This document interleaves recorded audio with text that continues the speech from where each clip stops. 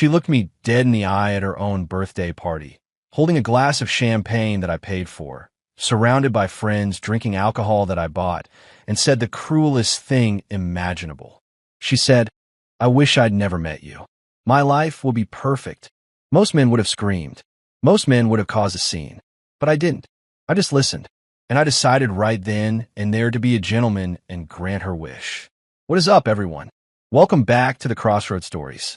I just received a long email from a subscriber named Lincoln. And let me tell you, this is one of the most calculated, cold-hearted, and absolutely satisfying malicious compliance stories I have ever read. This isn't just a breakup story. This is a masterclass in how to disappear. This story takes us all the way to Kuala Lumpur, Malaysia. Lincoln is a retired American expat living the dream in Southeast Asia, or at least he was, until he met a woman named Gemma. If you love stories where the entitlement is off the charts and the karma is swift and silent, do me a favor. Hit that like button until it turns blue, and make sure you're subscribed with notifications on. You do not want to miss how this one plays out. Let's get into it.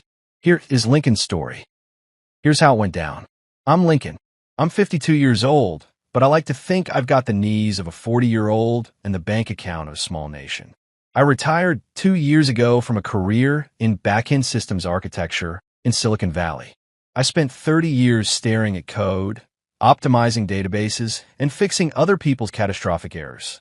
I cashed out my equity right before the market got weird, secured a Malaysia my second home, MM2H visa, and moved to Kuala Lumpur. Why KL? Because in San Francisco, $5,000 a month gets you a shoebox with a view of a homeless encampment.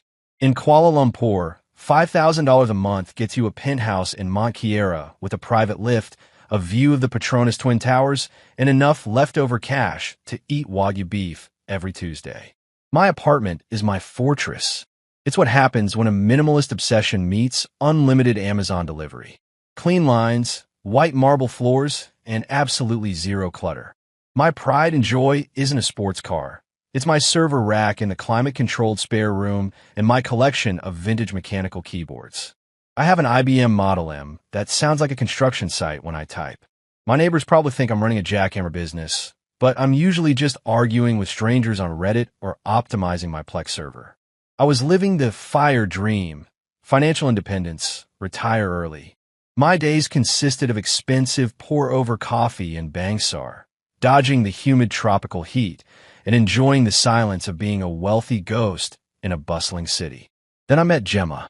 Gemma was 27, a marketing executive for some lifestyle app that I'm pretty sure didn't actually do anything. We met at a whiskey lounge in Pavilion Mall. She was impossible to miss. In a room full of dark suits and expats, she was a supernova of designer logos. She was wearing a dress that probably cost more than my first car, holding a glass of Macallan 18 that she wasn't drinking. She was just holding it at a 45-degree angle. For the lighting, I was sitting at the bar, nursing a drink, wearing a black t-shirt and jeans. I looked less like a millionaire and more like an IT support guy on his day off.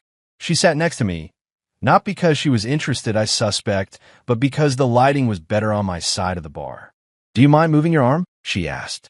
"You're casting a shadow on my clutch." That should have been the moment I walked away. Instead, I laughed. We started talking. Or rather, she started talking, and I provided an audience. She was fascinating in the way a car crash is fascinating. She was obsessed with the Ada's lifestyle, Malaysian slang for high class. She knew every exclusive club, every hidden speakeasy, and the exact price of every item of clothing in the room. She was beautiful, undoubtedly. The kind of polished, high-maintenance beauty that takes 3 hours and a team of professionals to achieve. Being a retired guy in a foreign country can get lonely, and frankly, I was flattered. She seemed interested in my mysterious background, although I'm pretty sure she just heard retired American and saw dollar signs flashing in her eyes like a slot machine. Our first official date was at a high-end omakase place near KLCC. I let her pick the spot. Mistake number 1. We sat at the counter. The chef, a serious Japanese man with a knife sharp enough to cut through time, placed a piece of toro, fatty tuna, in front of her. It was a masterpiece. "Wait," she hissed, slapping my hand away as I reached for my chopsticks. She pulled out a ring light. A literal, portable ring light. She clamped it onto the counter. The chef looked at me with deep, soulful pain in his eyes. For the next 10 minutes, Gemma conducted a photo shoot with the tuna. She took videos. She took portraits. She took a selfie with the tuna. By the time she actually ate it, the fish was warm, and the chef was contemplating harakiri. The bill came to RM 2,500, about $600. I reached for my wallet because that's what I do. Gemma didn't even reach for her purse. She didn't even do the fake reach, where they tap their bag just to be polite. She was busy editing the tuna photo, applying a filter that made the fish look radioactive. "Thanks for dinner," she mumbled without looking up. Then she posted the photo to Instagram with the caption, "Manifesting abundance. Treating myself. Hashtag Omakase Queen." "Treating yourself?" I asked, amused. "I'm pretty sure my Amex just did the treating." She looked up, confused, as if I was speaking a dead language. "Babe, don't be petty. It's for the brand. People need to see that I'm living my best life. It attracts positive energy." I paid the bill. I walked her to her grab car. She refused to walk to the train station, obviously, and she gave me a quick, distracted kiss on the cheek because she was busy checking her engagement metrics. I went home to my silent, clean apartment, typed a few lines on my loud keyboard, and thought, this woman is a walking red flag. But the thing about red flags is, if you're wearing rose-colored glasses, they just look like flags. And I, like an idiot, thought I could handle a little high-maintenance drama in exchange for having a stunning girlfriend to explore the city with. I had no idea I had just invited a hurricane into my minimalist sanctuary. Things move fast. In the tech world, we call this rapid scaling before finding a product-market fit. In the dating world, it's called ignoring every siren screaming in your head. Within 3 months, Gemma hadn't officially moved in, but her possessions had staged a hostile takeover of my penthouse. She kept her own apartment in a cheaper part of town. Cheras, I think, for independence, she claimed. But she slept at my place 6 nights a week because, and I quote, "the feng shui in my quiera is just better for my skin." My apartment, once a sanctuary of minimalist, masculine design, began to look like a Sephora distribution center had exploded inside a West Elm catalog. It started small. A bottle of face wash here, a hairbrush there. But soon, my master bathroom counter, a beautiful slab of Italian marble, was invisible. It was buried under an avalanche of serums, toners, creams, and unidentifiable paste that cost more per ounce than printer ink. I found a jade roller in my freezer next to my whiskey stones. I found false eyelashes stuck to my gaming monitor like terrifying, hairy caterpillars. One day, I sat down at my desk to do some coding on a personal project. My $800 custom mechanical keyboard, a Keycult #2 with lubricated Holy Panda switches, felt wrong. I pulled the keycap off and found a bobby pin jammed into the stabilizer. "Gemma," I called out. She wandered in, wearing one of my vintage, oversized hoodies that she had commandeered, holding a matcha latte. "What, babe? You're disrupting my morning meditation. There is a bobby pin in my keyboard. This is a precision instrument." "Chill, Lincoln. I needed to pin my hair back while I was using your ring light for a live stream. Your office has the best natural light. Don't be so dramatic." She didn't apologize. She just sipped her matcha and walked away, leaving me to perform emergency surgery on my hardware. But the clutter was manageable. The financial parasitism was where the real Ada's lifestyle kicked in. Gemma had a job. She allegedly worked in marketing. But as far as I could tell, her primary occupation was appearing wealthy. And in Kuala Lumpur, looking rich is an expensive hobby. She never paid. Ever. Not once in 6 months. It became a running joke in my head, a dark, expensive comedy routine.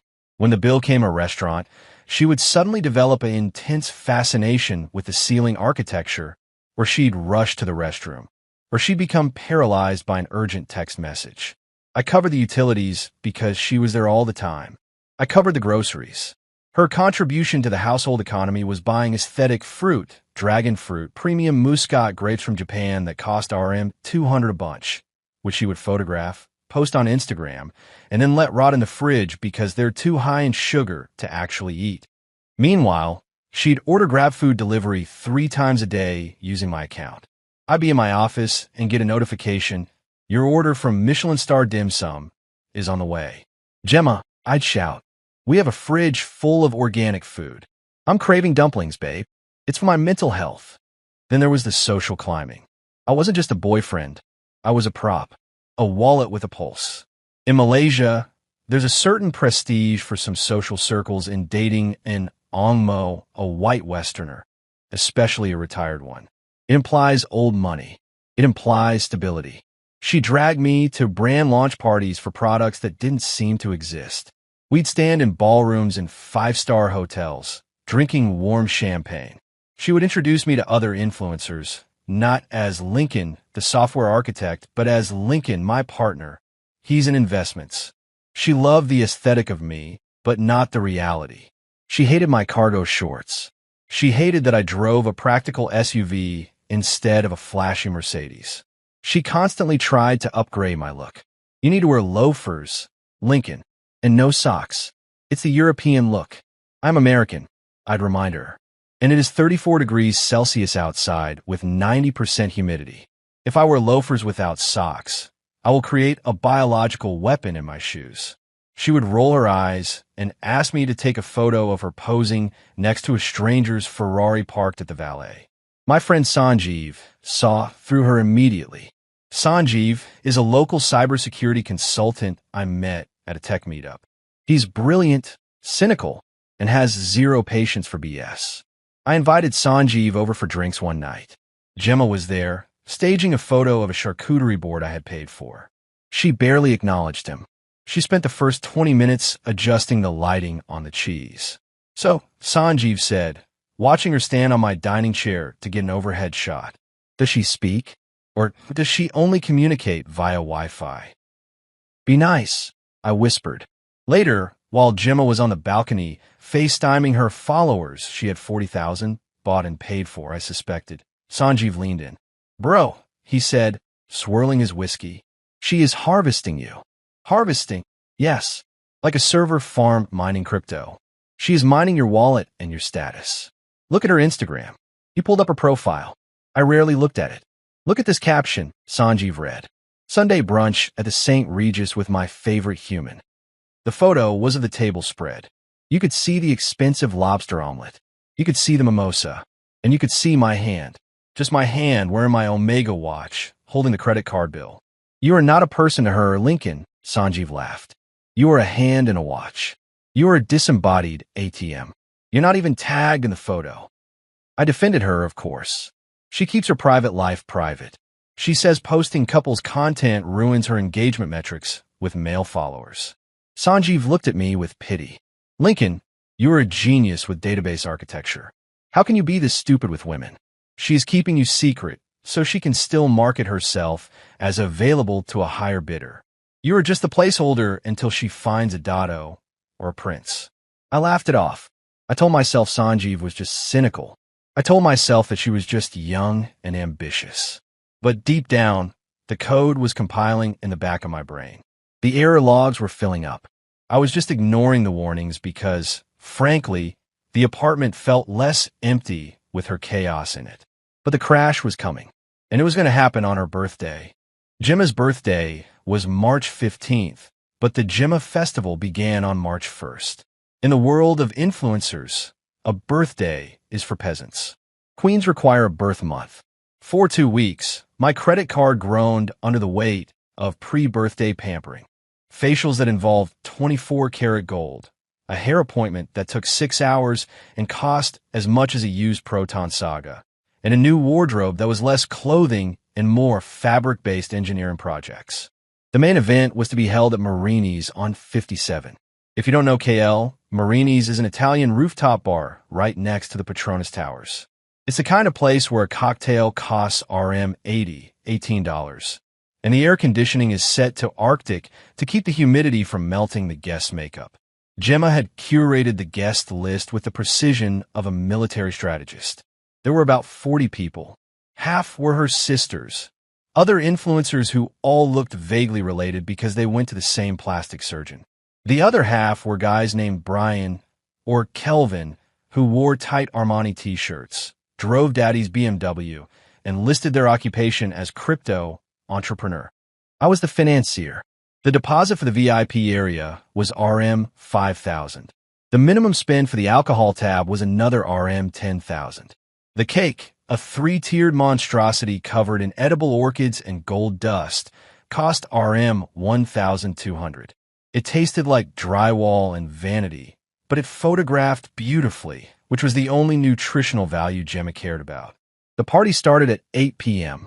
I stood by the bar, nursing a Negroni, watching the circus. Gemma was in her element. She had changed outfits twice already. She was currently wearing a silver sequin dress that reflected the strobe lights, so intensely she looked like a disco ball having a seizure. She worked the room, taking selfies, doing that high-pitched hee babe scream that only exists at brunches and nightclubs. She barely looked at me. I was just the guy who signed the receipts. Around 11 p.m., the alcohol had done its job. The crypto Bryans were loud, the influencers were messy, and Gemma was standing on a velvet chair, holding a magnum of moat and Shandon like a trophy. Speech, speech, chanted her friends, phones raised to capture the content. Gemma beamed. She looked out at the skyline, the twin towers glowing behind her, and then down at her court of admirers. I just want to say, she slurred slightly, pausing for dramatic effect. Thank you all for being part of my journey. You guys are my real family, my ride or dies. Cheers erupted. I took a sip of my drink, waiting for the obligatory, thanks to my boyfriend for paying for this nod. It didn't have to be a sonnet. A nod would have sufficed. But honestly, Gemma continued, her voice taking on that confessional, I'm being vulnerable for clout tone. This year has been hard. I feel like I've been held back. The room quieted down. This was tea. This was drama. A look at my life, she said, gesturing vaguely at the VIP section I had paid for. And I know I'm destined for more. I see my friends getting engaged to dados and tanseries, traveling to Paris, and I feel stuck. My stomach tightened. I saw Sanjeev, who had come for the free booze, looking at me with widened eyes. Gemma's gaze drifted across the room and locked onto me. It wasn't a loving look. It was a look of resentment. In her drunken logic, I was the obstacle. I was the reason she wasn't a billionaire's wife yet. Honestly, she said, loud enough for the entire rooftop to hear over the house music. I wish I'd never met some people. I wish I'd stayed single last year. If I hadn't settled, my life would be perfect right now. I could be on a yacht in Monaco instead of this. She waved a hand dismissively at me. I wish I'd never met you. Seriously, it would be so much cleaner. The silence that followed was deafening, even with the bass thumping in the background. The crypto Bryans looked at their shoes. The influencers gasped, then immediately zoomed their cameras in on my face, hoping for reaction. They wanted to fight. They wanted content. American boyfriend freaks out at Marini's. It would go viral on TikTok by morning. But I didn't freak out. I felt a strange sensation wash over me. It wasn't anger. It wasn't sadness. It was relief. It was the feeling you get when you finally find the bug in the code that's been crashing the system for months. Statement accepted, my brain whispered. Run program, maliciouscompliance.exe. I looked at her. She was smirking, challenging me, emboldened by her squad and the champagne. She expected me to grovel. She expected me to apologize for not being a billionaire prince. Instead, I set my glass down on the bar. I nodded to the bartender, a nice guy named Hafiz who I'd tipped well earlier. Put the rest on the card on file, I said calmly, and closed the tab. No more orders. I walked over to Sanjeev. Let's go. Dude, Sanjeev whispered, looking ready to throw a punch on my behalf. Are you hearing this? She just publicly wished you out of existence. I heard her, I said, my voice steady. She made a birthday wish. Who am I to deny the birthday girl her deepest desire? What are you going to do? I'm going to make her wish come true, I said, checking my watch. She wishes she never met me? Done. As of 11:14 p.m., she never did. I didn't storm out. I didn't throw a drink. I simply turned around and walked to the elevator. Gemma shouted something after me, Probably an insult about me being boring or walking away, but I didn't turn back. I rode the elevator down 57 floors. By the time I hit the lobby, I had already opened the admin panel on my phone for my home network. By the time I got into my car, I had formulated the plan. She wanted a life without me. She wanted to erase the mistake of the last 6 months. Fine. I'm a systems architect. I know how to delete data. I know how to scrub a hard drive so clean that even the FBI can't find the files. Gemma thought she was just breaking up with a boyfriend. She didn't realize she was initiating a total system format. The erasure began before the engine of my SUV even turned over. Most people handle breakups with ice cream, sad playlists, and drunk texting. I handle them with SQL queries and Python scripts. The first step of the erasure happened while I was still in the elevator descending from the 57th floor. I opened my banking app. There it was, the supplementary platinum card I had given Gemma for emergencies, which she defined as emergency Balenciaga sales. I didn't just freeze the card. I reported it lost, stolen, and compromised by a hostile actor. As I walked to my car, my phone buzzed. A notification from the bank. Transaction declined. Marini's on 5-7. RM 12,400. I smiled. The Gemma Festival had just hit a liquidity crisis. She was currently upstairs, likely trying to order another round of Dom Perignon to celebrate her liberation from me, about to discover that her liberation came with a bill she couldn't pay. I imagined the scene. The waiter returning with the card reader, the awkward silence, the crypto Bryans suddenly realizing they left their wallets in their other BMWs. But that was just money. Money is boring. I wanted to mess with reality. I drove home to Mont Kiara in silence. The city lights of Kuala Lumpur blurred past, the KL Tower glowing purple, the chaotic traffic of Jalan Tun Razak. When I entered my penthouse, the silence was beautiful. No ring lights. No bad pop music, just the hum of my air purifier and the soft blue glow of my server rack. I sat down at my desk, my real desk, the one with the 3 vertically mounted 4K monitors and the Herman Miller Aeron chair. I cracked my knuckles. It was 11:45 p.m. Time to go to work. Gemma, in her infinite wisdom and laziness, had never bought her own laptop. She used my guest iPad Pro for everything. She was logged in her iCloud, her Google Photos, and her social media accounts on my device because the screen is bigger, babe. She had never logged out. Now, I want to be clear, I didn't delete her account. That would be hacking, and I'm a law-abiding resident on an MM2H visa. I simply curated our shared digital history. I accessed the shared Google Photos album we had contributed to for the last 6 months. There are thousands of photos. Gemma didn't believe in deleting bad takes. She just kept all 47 versions of the same selfie. I downloaded every photo that included me. Then, I fired up Adobe Photoshop and a batch processing script I'd written for image stabilization. But I tweaked the code. I used the content-aware fill tool, a feature that intelligently replaces a selected object with a background behind it. I selected myself. One by one, I began to vanish. The photo of us holding hands on the colorful stairs of Bata Caves? Click. Now, Gemma was standing alone on the stairs. Her hand reached out awkwardly into empty space, clutching a fistful of humid air. She looked like she was trying to high-five a ghost. The romantic dinner at Nobu, where she was kissing my cheek? Click. Now, she was puckering her lips at a blank beige wall. She looked deranged. The photo of me driving the convertible we rented in Langkawi, with her laughing in the passenger seat? Click. Now, the driver's seat was empty. The car appeared to be driving itself, or perhaps she was hallucinating the entire road trip. It was mesmerizing. I spent 3 hours methodically erasing myself from 6 months of history. I turned every couple goal photo into a portrait of a lonely, slightly unhinged woman doing weird poses with invisible people. Once the photos were re-uploaded and the originals deleted, secure erase, 3 passes, military standard, I moved to social media. I went to my own Instagram account. I didn't have many followers, mostly old tech buddies. I archived every post. Then, I changed my profile picture to the default gray silhouette. I changed my display name to Instagram_user_deleted_404. I changed my bio to a string of binary code that translated to null pointer exception. Then, I wrote a script for my comments on her posts. I had commented on hundreds of her pictures. Things like, "You look great," or "Love this view." I didn't delete the comments.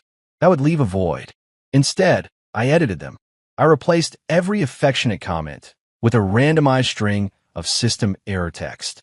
So, under a photo of us, where I was now invisible, instead of saying, "Love you, babe," the comment from me now read, "User It looked like her account was glitching. It looked like she had been dating a corrupted hard drive. Finally, the communications blackout. I knew she would call. Once the alcohol wore off and the bill at Marini's had decimated her savings, she would call. I set up a call forwarding rule on my phone. If her number or any number associated with her friends called, they wouldn't get my voicemail. They would get a recording I synthesized using a text-to-speech AI. It wasn't a "this number is blocked" message. That's too personal. It was a carrier-grade error message. "The number you have dialed does not exist. Please check the number and try again." Code 5-1 alpha. I did the same for WhatsApp. I disabled the last seen and blue ticks, deleted my profile photo, and set my status to nothing. To her, my chat log would just look like she had been talking to herself for 6 months. By 4 a.m., the work was done. I stood on my balcony looking out at the Petronas Towers. The city was asleep. Somewhere in that city, Gemma was probably arguing with a manager about a declined credit card. She had wished she never met me. I looked at my phone. My photo gallery was empty of her. My social media was scrubbed. My apartment was quiet. "Wish granted, Gemma," I whispered to the humid night air. I went to bed and slept the sleep of the just, knowing that when the sun rose, Gemma was going to wake up in a world where I didn't exist, but the consequences of her lifestyle definitely did. And the best part? I hadn't even started on the physical security yet. That was for the morning. The morning after the erasure, I woke up at 6 a.m. For the first time in 6 months, I wasn't awoken by the sound of Gemma blending kale and ice at a volume that rivaled a jet engine. I woke up to silence. I rolled over. The other side of the king-size bed was empty. No fake tan stains on the 800 thread count Egyptian cotton. No tangled charging cables strangling me in my sleep. It was glorious. But the digital wipe was only phase 1. Now, I had to secure the perimeter. In Kuala Lumpur, high-end condominiums are built like fortresses. They are guarded by a legion of security personnel, almost exclusively serious men from Nepal who take their jobs very personally. In the local slang, we call them the Jaga. If you treat the Jaga like furniture, which Gemma did, they will do the bare minimum to keep you alive. If you treat them with respect, learn their names, and occasionally slip them an ong pao, a red envelope with cash, they will defend your privacy with the intensity of the Secret Service. I went down to the lobby at 7 a.m., wearing my running shoes. The head of security was a man named Bikram. Bikram was 5'5", built like a tank, and had a mustache that commanded more authority than most government officials. "Good morning, Tuan Lincoln," Bikram said, snapping a salute. "Morning, Bikram," I said, leaning against the marble concierge desk. I slid a white envelope across the counter. It contained RM 500, about $120, a small fortune for a guard, but a small price for me to buy absolute loyalty. "For the team's lunch. Biryani on me today." Bikram smiled. "You are too kind, Tuan." "Bikram, I have a security concern," I said, dropping my voice to a confidential whisper. "There is a woman. You've seen her around. The loud one. Always filming videos in the lobby." Bikram's eyes narrowed. He remembered her. She had once yelled at him for opening the door too slowly and ruining her entrance video. "The Miss Gemma? I don't know her name." I lied smoothly. "But she's been stalking me. She has this delusion that we're dating. It's very sad. Mental health issues, I think. She might try to come here today, claiming she lives with me." Bikram looked horrified. "Stalker? Here? Yes. It's dangerous. If she shows up, she is not allowed up, no matter what she says. She might scream. She might cry. She might say she has clothes upstairs. It's all part of the delusion." Bikram puffed out his chest. Do not worry, Tuan. This is a secure building. No access card, no entry. If she makes trouble, we call the police. Thank you, Bikram. I knew I could count on you. I went for my run. The first breach attempt happened at 11:30 a.m. I was monitoring the lobby CCTV feed from my iPad while drinking an espresso. Gemma stormed into the lobby. She looked rough. Her hair was in a messy bun. She was wearing oversized sunglasses indoors, and she was still wearing the sequin dress from the night before, which looked a lot less glamorous in the harsh daylight of a tropical morning. She marched to the turnstiles and slapped her access card against the reader. Beep, beep, beep. Red light. Access denied. She tried again. Harder this time, as if percussive maintenance would fix the fact that I had deactivated her card via the tenant portal 5 hours ago. Beep, beep, beep. Bikram stepped forward, his face a mask of stone. Excuse me, Gemma barked, taking off her sunglasses. My card is broken. Let me in. So sorry, miss, Bikram said, his voice polite but firm. Card not working means not resident. Please register at the desk. Register? Her voice went up an octave. I live here. I'm in the penthouse. Unit 30-01. With Lincoln. Bikram checked his clipboard slowly, running his finger down a list of names. Unit 30-01. Tuan Lincoln. Only one resident listed. No lady. This is ridiculous. Gemma screamed, causing a woman with a poodle to hurry away. Call him. Call Lincoln right now. Tuan Lincoln has left instructions, Bikram said. He does not know you. He says there's a stalker problem. Stalker, Gemma shrieked. It echoed off the marble walls. I am his girlfriend. My stuff is upstairs. My La Mer face cream is in his bathroom. Miss, please do not shout, Bikram said, stepping closer. If you do not leave, I call police. Trespassing is serious crime. Gemma looked at the turnstile, then at Bikram, then at the other guards who were now gathering around, looking like they were ready to deploy riot shields. She realized that her 40,000 Instagram followers held absolutely no power here. In the hierarchy of a Malaysian condo, the head guard outranks the influencer. She stomped her foot, actually stomped it like a toddler, and stormed out. But I wasn't done. I showered and dressed in a nice polo shirt, no socks, just a spider memory, and headed to Antipodean, a popular cafe in Bangsar where we had breakfast every Sunday. The staff there knew us.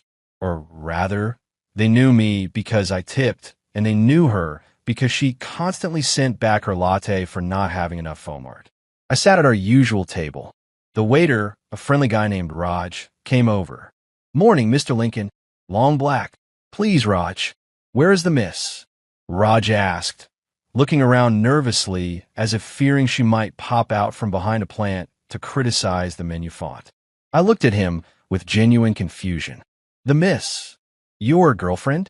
The lady who always takes photos of the eggs. I laughed softly, shaking my head. Raj, you know me. I've been single since I moved here. I think you're confusing me with someone else. Raj paused. He looked at me. I looked at him, sliding a RM50 note under the sugar dispenser. You know, Raj said slowly, picking up the note. Now that I think about it, I have never seen you with a lady. You always come here alone to read your Kindle. Exactly, I said. Memory is a funny thing, isn't it? Very funny, boss. One long black coming up. 10 minutes later, I saw Gemma's car, a grab, pull up. She marched in, spotting me immediately. She looked relieved, terrified, and furious all at once. Lincoln, she shouted, rushing the table. What the hell is going on? My key card doesn't work. The guards call me a stalker. My credit card is declined. I didn't look up from my Kindle. Lincoln, I'm talking to you. She slammed her hand on the table. I looked up, startled.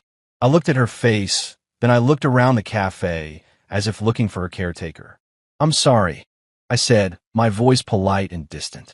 Can I help you? Stop it, she hissed. Stop acting weird. It's me, Gemma. I don't think we've met, I said. I turned to Raj, who was hovering nearby with a coffee pot. Raj, is this lady with the cafe? Raj didn't miss a beat. He stepped between us. Miss, you cannot harass the customers. This is a private establishment. Harass? Gemma sputtered. We've been dating for 6 months. We come here every Sunday. Raj, you know me.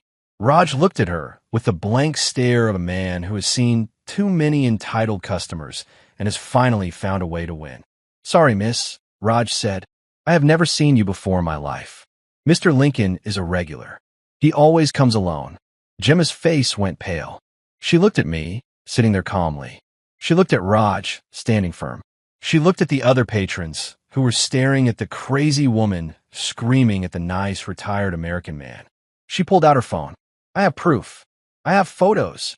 She opened her gallery. She scrolled. She stopped. She scrolled again. I watched the reflection in her sunglasses as she swiped through hundreds of photos of herself posing next to empty chairs, empty car seats, and blank walls. This isn't right, she whispered. Her hand started to shake. I'm not crazy. Miss, I said gently. I think you should go. You're making a scene. She backed away, clutching her phone, looking at me with genuine terror. For the first time in her life, she wasn't the main character. She was a glitch. As she ran out of the cafe, Raj poured my coffee. Fresh pot, boss, Raj said. Thanks, Raj, I said. Beautiful day, isn't it? Very beautiful, boss. The collapse of the Gemma brand was not a slow burn. It was a controlled demolition. Without my credit card, her lifestyle evaporated instantly.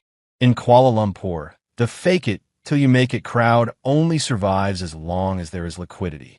Without the ability to book VIP tables, her sisters stopped inviting her out. Without the new outfits, her content became repetitive. And without the boyfriend she had claimed was holding her back, she suddenly had no one to blame for her mediocrity.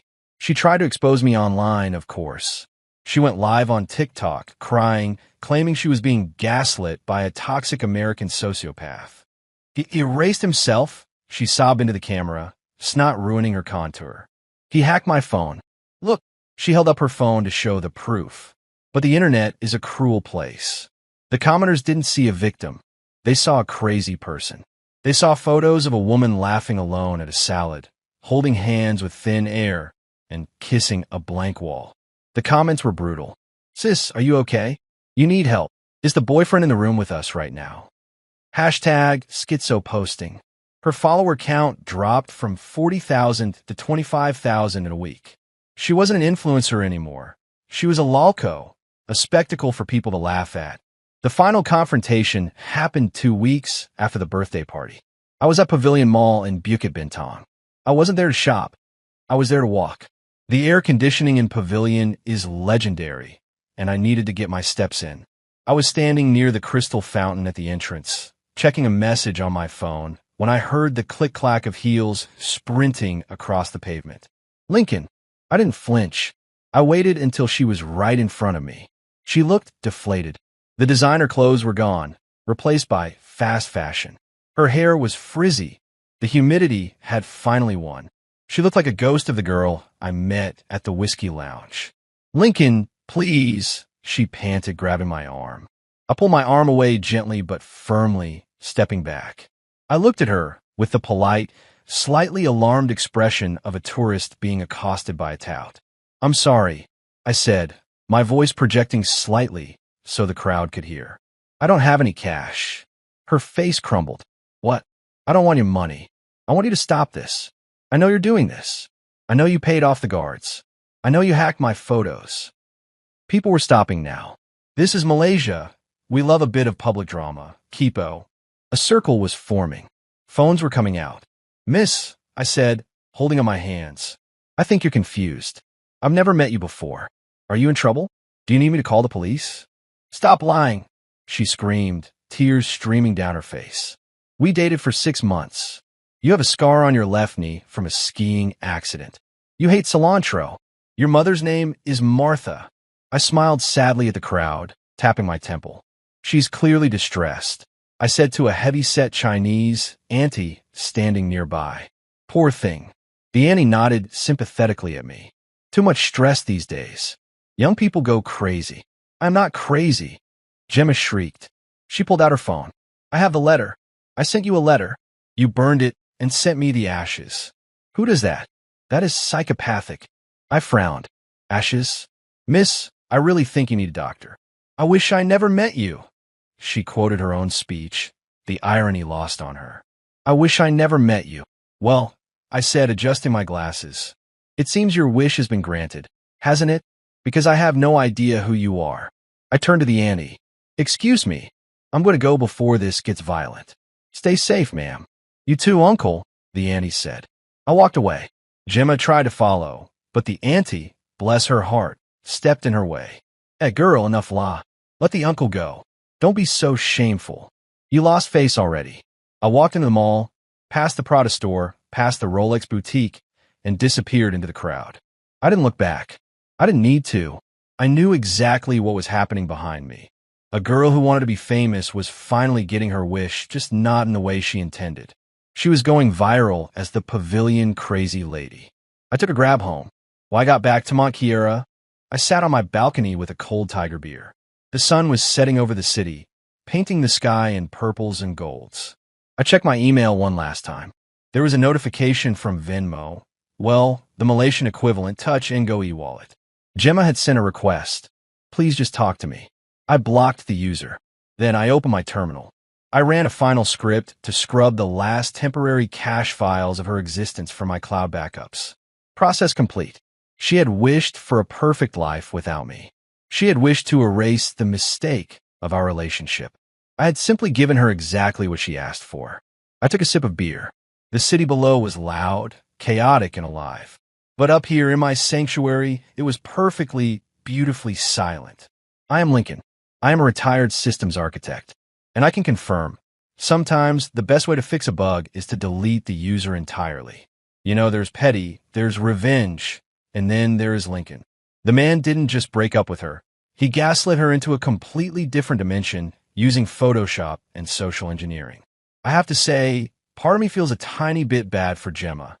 But then I remember the humiliating speech she gave in front of 40 people while he was paying the bill, and that sympathy evaporates pretty quickly. She wanted to manifest a life without him? Well, manifestation complete. What do you guys think? Did Lincoln go too far with the digital erasure?